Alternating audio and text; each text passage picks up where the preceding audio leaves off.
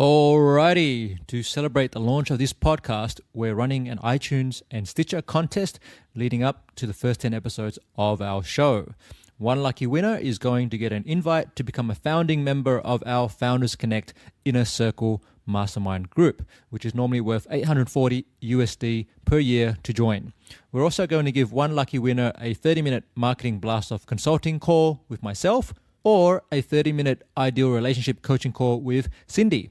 We normally charge $500 per session, so definitely worth it. You can also win user licenses to a couple of our favorite online marketing tools, thanks to our awesome contest partners. We'll announce the winners on episode 11, so if you'd like to become a founding member of our Founders Connect Inner Circle or get some marketing or relationship coaching, head on over to foundersconnect.co/win to enter now. Welcome to Founders Connect podcast. We help lifestyle entrepreneurs to grow their business online and create a happier marriage. Did you know that approximately 45% of marriages end up in divorce and 65% of all startups fail due to founder conflicts? Well, we're here to change that. Each week we bring you an inspiring guest and practical tips to help you with business, relationships, and sustainable living. Now let the fun begin!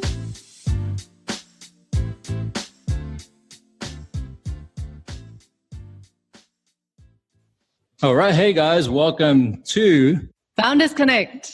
And I'm Anthony. I'm Cindy. And we are talking about how to use online giveaways to grow your audience with Mr. John Sherwood from Gleam.io. John is a self-proclaimed jack of all trades, which I really like, with a taste for web development. And he's the tech co-founder of Gleam.io, which is a platform for running all kinds of things, which John will explain shortly. We're actually using this platform for our giveaway as part of this contest. As part of our podcast launch, which is really exciting. And Gleam is also one of our partners in the giveaway, which is also really cool. So thanks, John, for coming on board and having a chat with us today. Thank you. No worries. Good to be here. So first question, on a scale of 1 to 10, how weird are you? So I heard this in the other podcast and I was like, that's an interesting question. And I sort of think about it in two ways. In one that's sort of on absolute scale is like, how weird could you be? And there are some really fucking weird people out there. And so at the scale, I'm probably a 2 because you've got some people so absolutely bizarre and out there that, you know, it makes my weirdness look like this sort of trivial little tiny idiosyncratic thing. But in relative terms, compared to, you know, the average person, probably a 7. So, you know, I'm fairly happy to sort of, you know, ignore some social norms just for the sake of, like, you know, if something feels like it doesn't make sense, I will be happy to burn some of my social capital to ignore it. Join the club, mate. How would your kids answer that question for you? I think my kids don't think they're weird at all. I think that, How about Daddy? Yeah. Awesome. Yeah, so for them, they just do whatever they feel like. And, you know, if that's weird, it just doesn't register with them at all. So Excellent. Good answer. So who's been your greatest mentor in your life or career, and what did you learn from them? Probably the biggest mentor I've ever had is my co-founder. I've been thinking about it. Like, I've never actually said, you know, hey, this guy's my mentor. But in a lot of ways, because he's got a very different skill set to I have and a very different sort of mindset, he's probably taught me more than anyone else, you know, from a point of, like, you know, product focus and marketing. I've also got like a few other mentors, like a code mentor and a sort of business, someone with a MBA sort of thing. So I've got a few mentors, but yeah, certainly my co-founder would be the main one overall. What's his name? Stuart McGowan. Stuart. Okay, cool. How did you guys meet and how did you get Gleam started? Well, funny thing, I've actually got it on the wall behind me. He actually sent me an email. So this is like the story of our founding is actually pretty random. He basically just sprayed and prayed. He just hit up like anyone who wrote Ruby in Melbourne and just like went on meetup.com and just spammed a bunch of people. And I was the only one that replied. No, wow. I love that. Yeah, very unique indeed. There we go. So I actually printed it out the other week and put it on my wall. Here we go. Can I read it? Yeah, go for it, mate. So, Hey, John, I saw you're a member of the Ruby Meetup group in Melbourne. I'm an affiliate marketer / search marketing consultant and do pretty well in the affiliate space, but lack the technical skills to see a lot of my projects through to fruition. It'd be great to partner with someone in Melbourne that would allow us to combine skills and create some fantastic app sites to profit from. Smiley face. I like the smiley face added. Yeah, give me a shout if you're interested. Email address, cheers, Stuart. Cool. And yeah, like that was basically, 9 years ago we did that. And yeah. So online dating does work. Yeah, totally. Like this is pre-Tinder, but yeah. So at the time when that call out was happening, did he already have a concept on what he wanted to build, or like how did you guys sort of narrow in on what the platform would look like and what it would do for people? Well, this is actually pre-Gleam. Like Gleam is actually our 5th or 6th site. Like we built a couple of like affiliate websites before this, a Pinterest clone, a server aggregator, like a whole bunch of stuff. And like a white level, product for building affiliate sites. We basically use the learnings from those sites to basically build the one we have now. And Gleam's only about 5 years old, but Stuart and I have been going for 9 years now. Yeah, I read that. Okay, cool. So tell our audience what Gleam you've got 4 different apps or things that people can use on Gleam. So what are the things that people can use? We talked about the contest one, obviously, but there are other things there. And what problem is it actually solving for businesses? Yeah, so basically, we build these 4 different products for like one is running competitions, one is running rewards, where basically the competition rewards, you perform actions to either get entries or either perform enough actions to receive like a coupon code or a link or something like that. And then we've got like a gallery product for, showcasing video and image content, audio as well. And also there's the lead capture product, which is just, like pop-ups to capture emails. It's basically just a one-line install. And so I guess the sort of value proposition there is that if you want to build any of these things your own, even remotely well, it's going to cost you a ton of development time, or you have to go to some sort of agency and hope they build a decent thing and they're probably going to rip you off. So yeah, like, when you sort of look at the options you've got, you can pay us like, nothing because we've got a free plan, but also like, $39 and you get this fully featured competition widget that you can embed in your site, which, if you went to an agency would cost you anywhere up to like 25 grand. That's really, really cool. What are sort of some of the results you've seen or your clients have seen from using Gleam? Well, some of our big competitions, some of them have got like over 4 million entries. Some of them would be, about 1 million users using them. And the best part is when they do that, and then we sort of go, wow, our site's really getting hammered. And you can sort of see the load on the databases go up. And then you go, who's running that? And then you go have a look and they're paying us $39. So maybe you need to have a commission-based model or something like that. Yeah, our pricing is rubbish and we really struggle to get it any better because people like, my competition's going to go viral. Like it's going to get a bazillion entries totally. And, very few of them actually do. But people, would just be too scared to sort of commit to paying per entry or anything like that. Like we've thrown up ideas over the years, every week we discuss it pretty much. And it's just like, there's no options really. So where are you guys at the moment in terms of user base and where you want it to be? Yeah, so currently we're sort of mid 7 figures revenue and we're sort of working our way to 10. Customers wise, we've got, depends on what you sort of consider to be a customer, people who have ever paid us or people who are paying us right now or the number of users on our app. Like we've got, thousands of people paying us. We've got tens of thousands who have paid us. We've got a bit of churn because it's like campaign based. Like they run a competition, then they end their subscription, maybe come back in a while. But like user base for people who are entering competitions and the other apps is, tens of millions per month. Right. Okay. That's awesome. Did you know that financial intimacy can lead to better sexual intimacy with your significant other? Money is never just about dollars and cents. Money is wrapped up with emotions such as fear, insecurity, envy, and guilt, and attitudes such as control. So want to improve your financial intimacy? Grab our free guide at www.foundersconnect.co/financial intimacy today. You are listening to the Founders Connect podcast, helping lifestyle entrepreneurs to grow their business online and create a happier marriage. Now back to the show.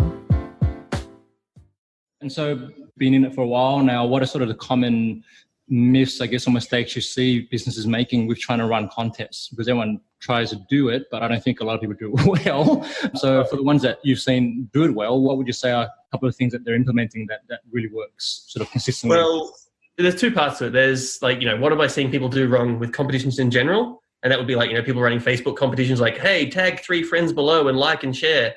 And like, that's well and good, but it sort of just builds up Facebook likes, which are pretty much useless these days when they've pretty much just killed organic reach. And so, those people leaving money on the table by not using our product or a similar product to sort of generate those leads, emails as well. Because, building likes is nice, but yeah, like actually getting an email, if you sort of want to put dollar figures on things, that's worth a lot more. And also, that it's just a little bit ghetto, sort of building the thing out like just here's a random post, please like and share. Whereas, having like a Schmidt competition widget where you've got a whole bunch of other entries like Twitter entries and Instagram and everything else, it adds a lot more value. As far as people using our product, the biggest problem we get is people try to be fancy. So yeah, what we get is people who are like, hey, I've got this idea of how I'm going to run this competition. It's going to be amazing. It's going to be better than anything else. And we're just like, please don't. Because they come up with just like these ideas and then they basically shoehorn that into our product. And people are just like, just don't get it. Like I've seen places that have run like really complicated competitions and, where you have to go and do like 4 real world entries and, basically go to 4 different restaurants, this sort of thing with, thousands of dollars worth of prizes. And then like one person actually gets the entry. Wow. Probably what's the worst thing is where someone puts on like a massive, very generic prize and then just goes have an incredibly complicated competition with a whole bunch of really elaborate steps when, what goes really well is like, hey, just follow us on Twitter and follow us on, whatever else, like, all these other platforms and, go and visit this deals page or, things that are just keeping it simple is probably the best part of it. So when it comes to like selecting prizes, because you mentioned, having generic prizes versus having more specific prizes for your audience. Yep. What are the tips or what have you seen around that and what's worked really well? Like what's an example of a contest that worked really well because the prize selection was just spot on for its audience? Yeah. So what did we have? We run a bit of both. We run sort of just some generic competitions, giving away iPhones and MacBooks just to sort of, get numbers up. But for the most part, they're not the type of people that will buy our product. We're sort of feeding that into sort of a generic list of competition subscribers to build up partner competitions later. And then we can sort of segment them out later. Like one of our great examples is a company called Beard Brand, and it's all about beards. I'm not a customer. Their beards are a lot better than my beard. And they basically give away beard stuff. Like, here's some beard oil, some beard scissors, beard combs, all this other stuff. And that's pretty much like a gate for entry. Like pretty much if as well, a bunch of like sweepers, like, people who basically just enter competitions, in mass. Yeah. And there's a huge trend with the beards right now. But I can't grow one, so I'm not the target audience. Now, you mentioned in your email to me that you're quite experienced with burnout. Tell me about that and what advice can you give to entrepreneurs about burnout and avoiding burnout? Well, yeah, I suppose the thing is that we run a bit of a different company. Like Stu and I are bootstrapped and we only went full-time in 2013. And basically the decision to do that was because we could afford ourselves. So rather than going like all in with risk and then basically worrying about, running at a runway to, go through sort of financial hardship, we basically said, okay, how much do we need? And we figured out like $10,000 a month. And when we hit that mark, sorry, you froze up there. I'm not sure what's going on with the internet. I swapped our Wi-Fi because the signal was dying.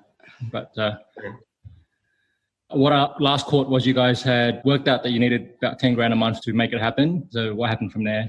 Yeah, so basically I came on full time. Simple as that. Like I said, okay, I quit my contracting job. Like I took less money. Like when I was contracting as a Java contractor in Melbourne, that's pretty lucrative. That's like $1,000 a day sort of thing. So I took a pay cut, but I was not going to put myself in a position where at the time I had 2 kids. Well, I still have 2 kids, but yeah, basically I'm not going to put myself in a position where we're going to be going broke and I have to go, my wife would have to go get like a crappy part-time job and all, just the usual stuff that goes through in financial hardship. Yeah. And you guys made the choice not to go down the path of trying to get funders and, that kind of stuff, investment outside of the bootstrap model. That's just, it's kind of funny now. Like at the time, we never even considered it. Like it just seemed kind of ridiculous. Like we just moonlighted for years. Like I'd be on my train in the morning and before that just on the kitchen table from 6 till 8 in the morning and then go to work. We were progressing just fine. Some of the earlier sites made some decent cash and it just felt completely unnecessary to ever raise money.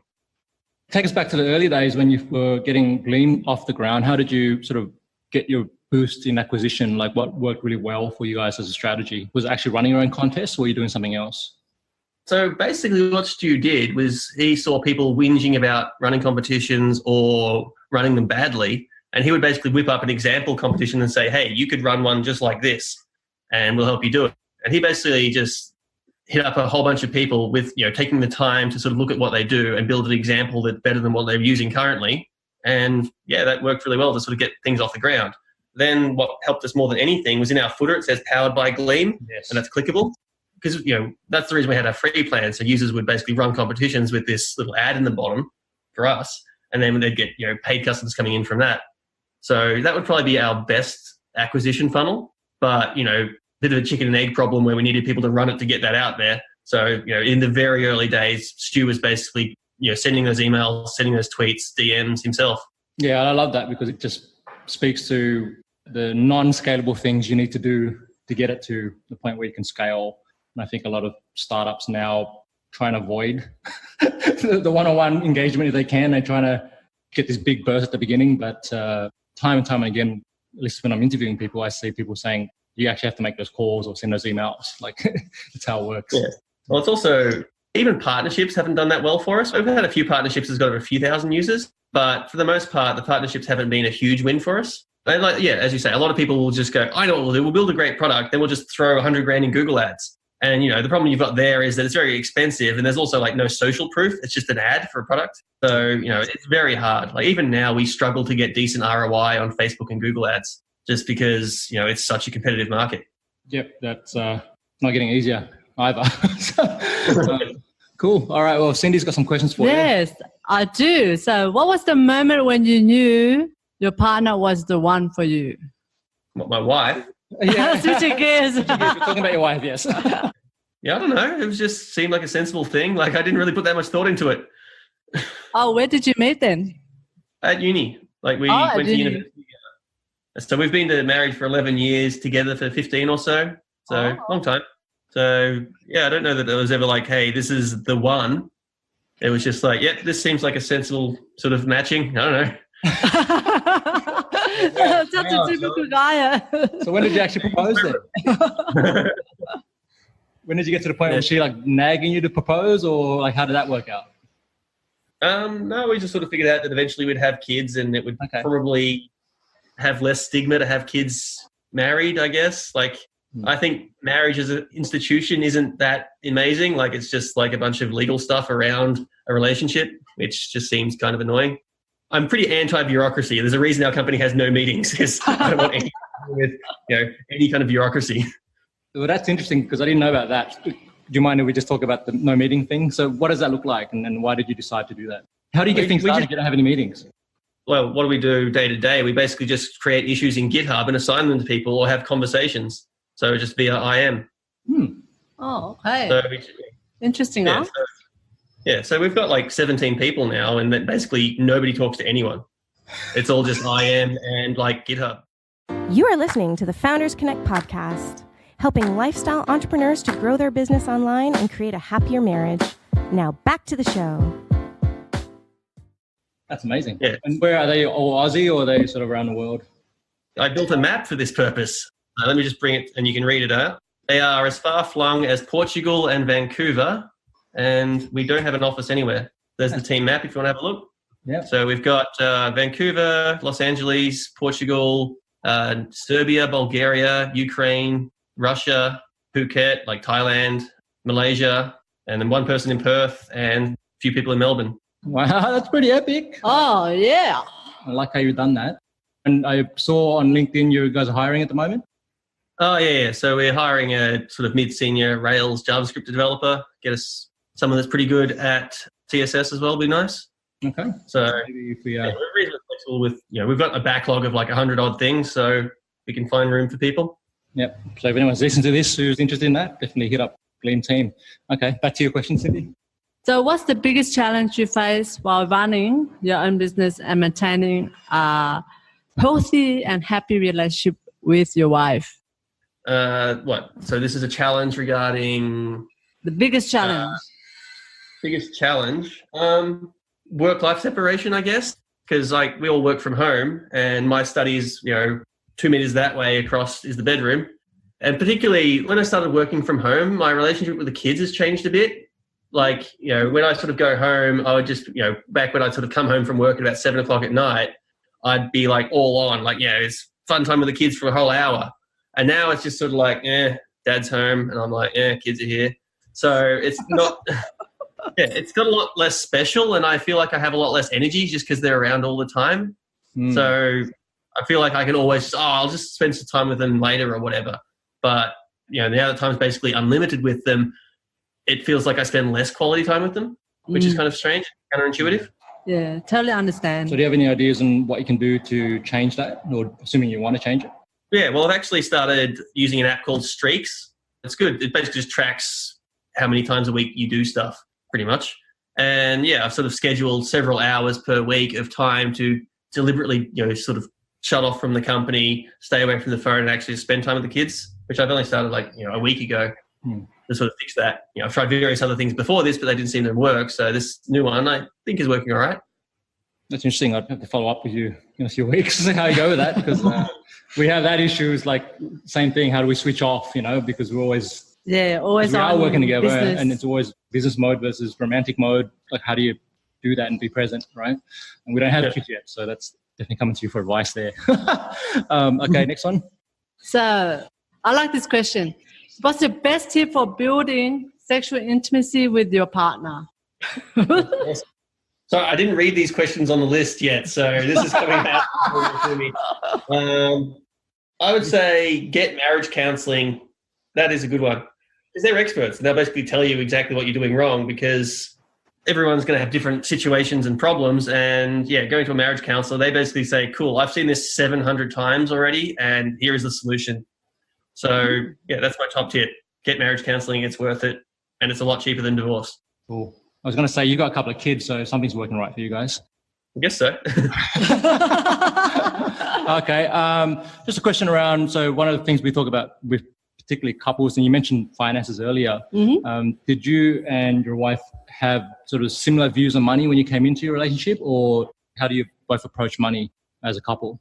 So I don't deal with money much at all. My wife manages the finances. The way my personality works, I'll either not give a crap about something or give too much of a crap about something. And so I'm not really interested in figuring out how to pay the bills and budgeting and all that sort of stuff.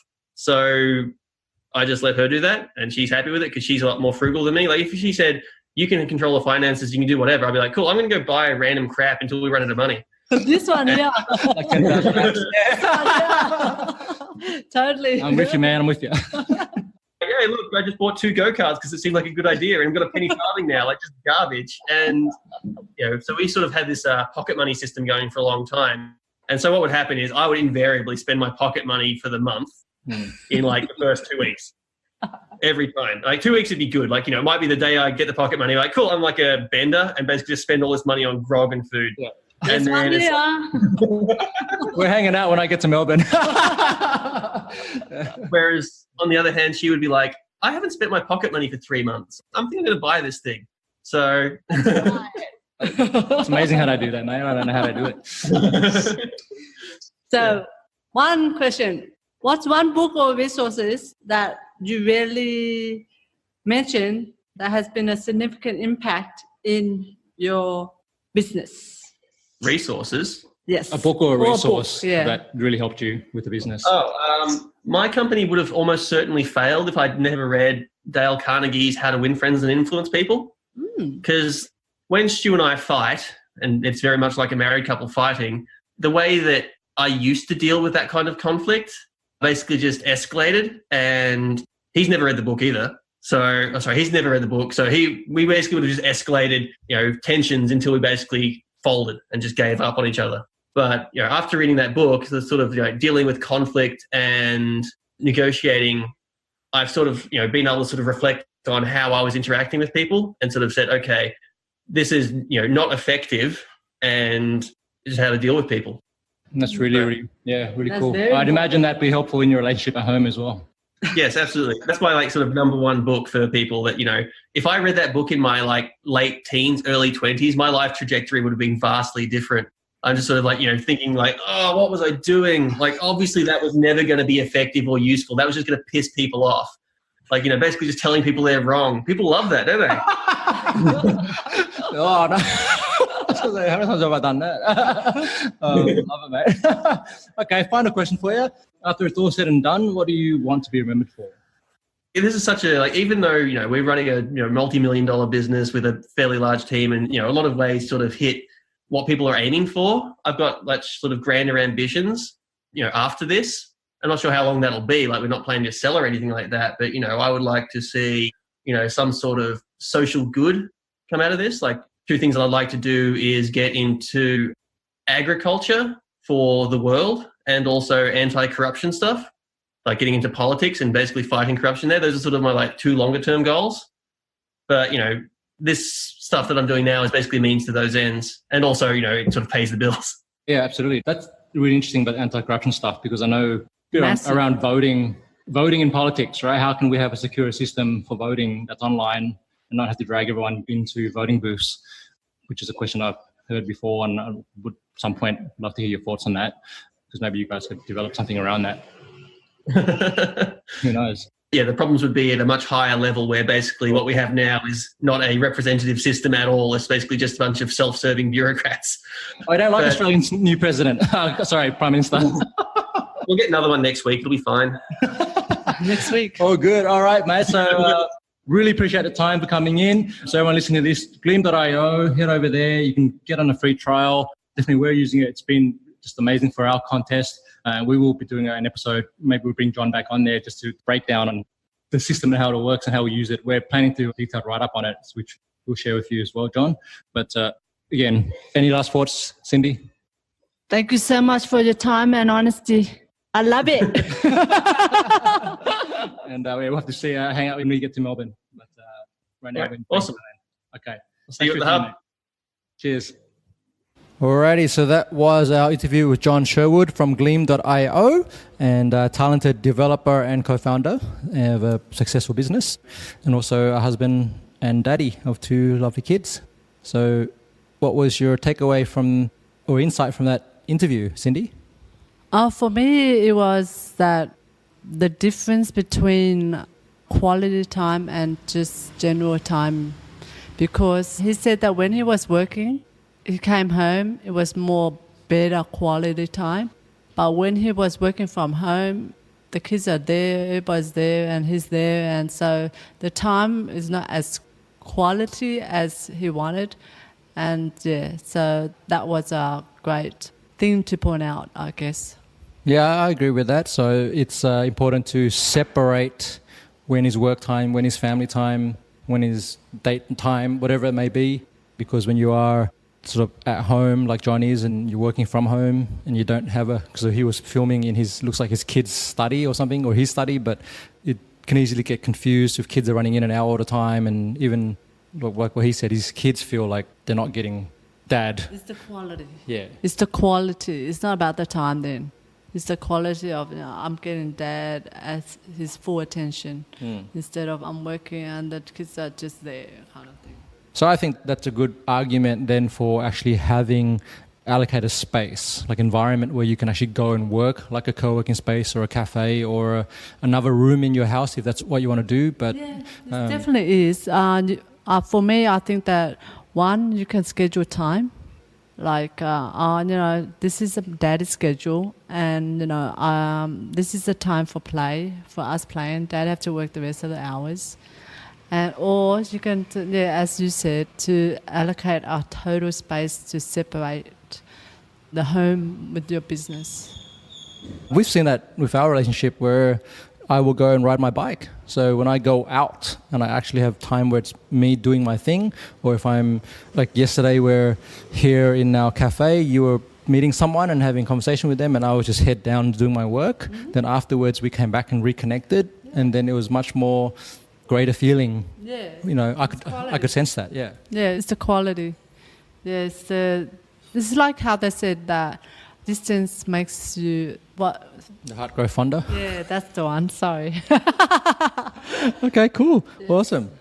So yeah, that's mine. How about yours, darling?